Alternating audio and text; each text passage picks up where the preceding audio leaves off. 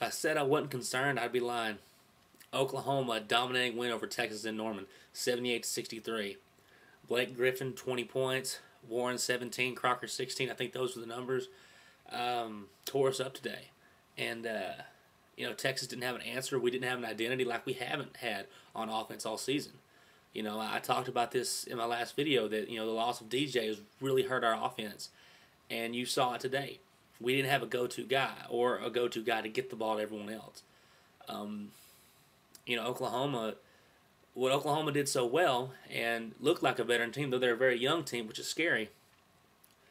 What they did was that Texas would make those runs, especially in the second half, to cut the lead. We had and I keep going back to, and I watched it. We had the game 54-50 at one point, and they went on a 6 or an 8. I can't remember what kind of run they went on to pull away again, and just killing. And that's how you beat teams. Oklahoma, that's how you're supposed to beat teams, is you kill their heart. When they find a run, and good teams like Texas are going to get on runs. What OU did was they stopped those runs.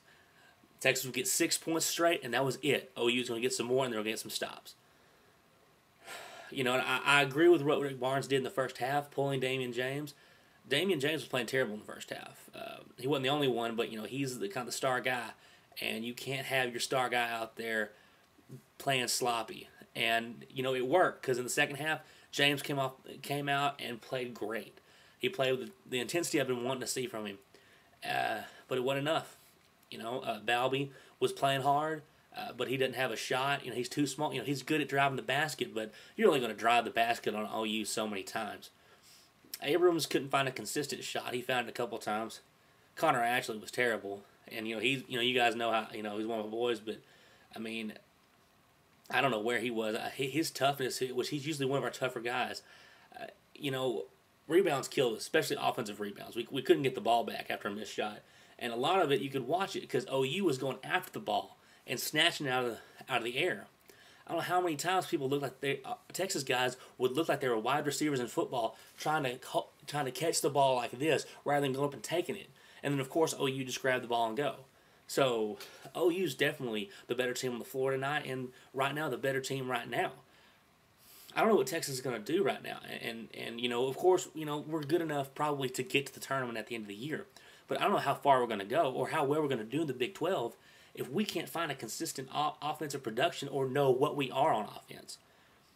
They made the point during the game that taking DJ off our team was like taking Colt McCoy off of our football team.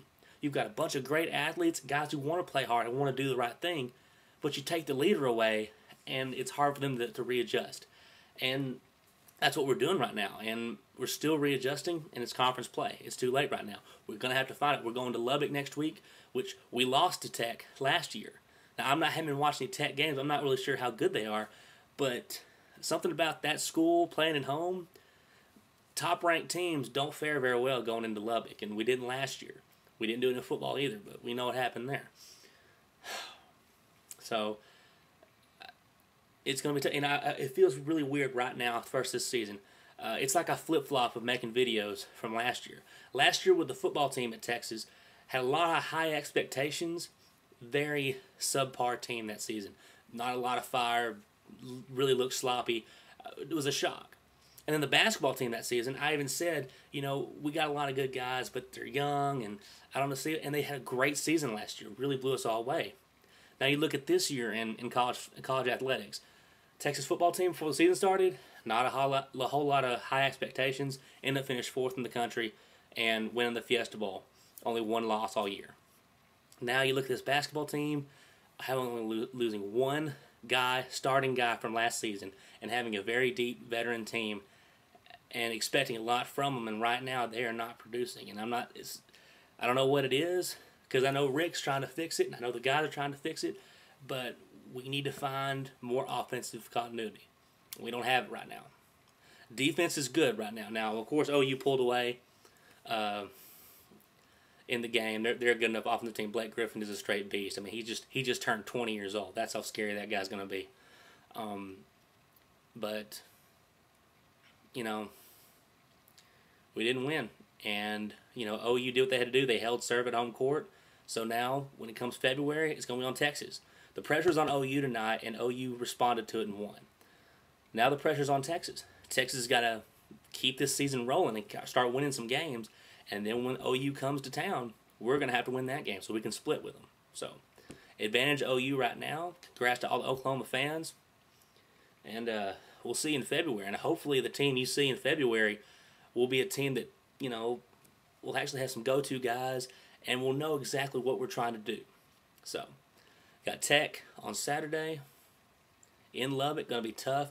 Got to get some road wins. Number one, you protect your own court. And then we got to get some road wins. So, we haven't been good on the road the past couple weeks. We lost to Arkansas last week. Congrats to all the Arkansas fans on here. And now we've lost on the road against OU.